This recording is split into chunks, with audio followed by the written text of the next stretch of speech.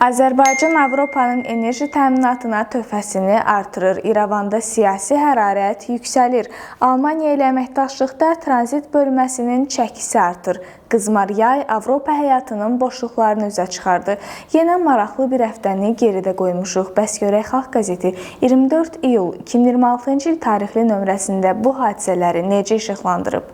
Qəzetimizin birinci səhifəsində Azərbaycan Respublikasının prezidenti İlham Əliyevin statını görürük.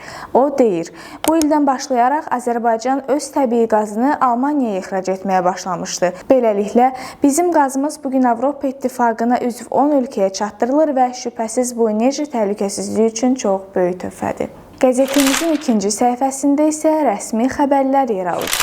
Siyasi gündəm olduqca dinamik olduğu üçün qəzetimizin 3-cü, 4-cü və 5-ci səhifəsi də siyasi bölməyə ayrılıb. 4-cü səhifədə Səxavət Həmid İrəvanda siyasi hərarət yüksəlir, hakimiyyət və müxalifət qarşı-qarşıyadır başlıqlı məqaləsində yazır. Parlament seçkilərindən ay yarım vaxt keçməsinə və yayın qızmar istisinə baxmayaraq, Ermənistanda siyasi hərarət aşağı düşmür, gündəmdə durğunluq hiss olunmur. Artıq hakimiyyətlə müxalifət arasındakı qarşıdurmanın yeni mərhələyə keçdiyini bir mənalı şəkildə demək mümkündür. Qəzetimizin 5-ci səhifəsində Yusif Şərifzadə Bakı Asiyanın diplomatik paytaxtına çevrilir. Astanada qəbul edilən qərarlar qitənin təhlükəsiz gələcəyinə istiqamət verir başlıqlı məqaləsində yazır.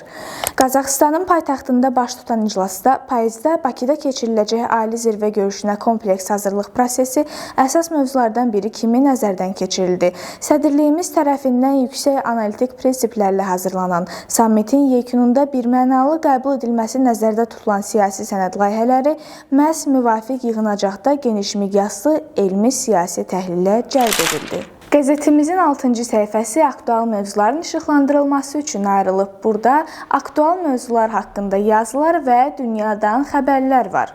Dünyada nələr baş verir? Tehran təcavüzü cavablandıracağını bildirib. İranın Xarici İşlər Naziri Abbas Əraqçı bildirib ki, müdafiə doktrinamız tamamilə aydındır. Bu göz prinsipidir. Fransada 5,7 min nəfər istinin qurbanı olub. Bu barədə ölkənin Səhiyyə İctimaiyyəti üzrə Dövlət Agentliyinin məlumatlarında qeyd olunub. Qəzetimizin 7-ci səhifəsi isə iqtisadi mənzərənin təhlili üçün ayrılıb. Musa Bağırlı Almaniya ilə əməkdaşlıqda tranzit bölməsinin çəkisi artır. Bakıda bu mövzuda bağlantı konfransı keçiriləcək başlıqlı məqaləsində yazır. Bu il oktyabrın 6-sında Bakıda orta dəhliz boyunca infrastruktur, nəqliyyat, logistika, yaşıl enerji və rəqəmsallaşdırma üçün maliyyənin səfərbər edilməsi mövzusunda Almaniya-Azərbaycan bağlantı konfransı keçiriləcək. Bu barədə Alman-Azərbaycan Xarici Ticarət Palatası məlumat yayıb. Qəzetimizin 8-ci səhifəsində Nazirlər Kabinetinin qərarları yer alıb. 9-cu səhifədə isə ekologiya və iqlim dəyişikliyi ilə bağlı yazılara rast gəlirik. İqlim dəyişiklikləri gələcəyə dair xəbərdarlıq deyil, hər gün hiss etdiyimiz reallıqdır.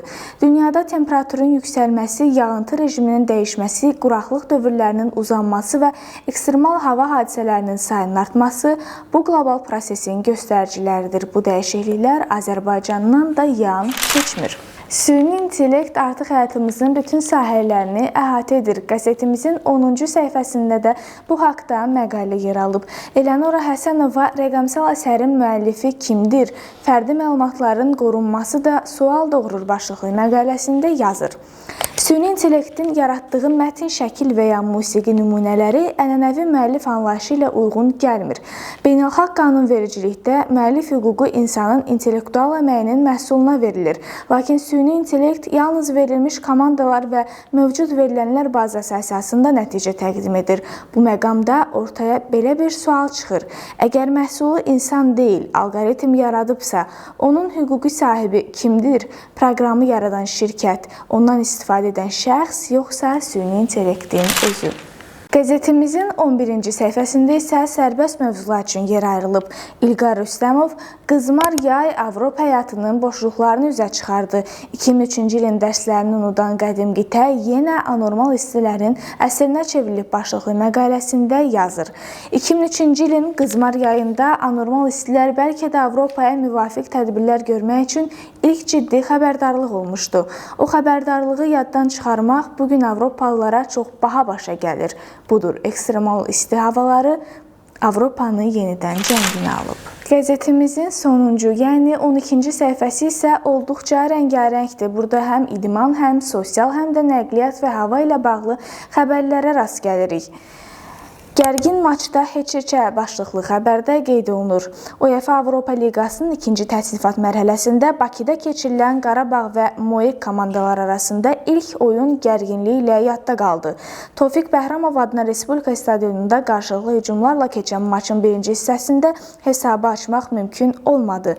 Oyunun ikinci hissəsi Qarabağ komandasının üstünlüyü ilə keçdi və maçın 58-ci dəqiqəsində hesab açıldı. Lakin qol oyundan kənar vəziyyətdən vurulduğu üçün hesaba alınmadı.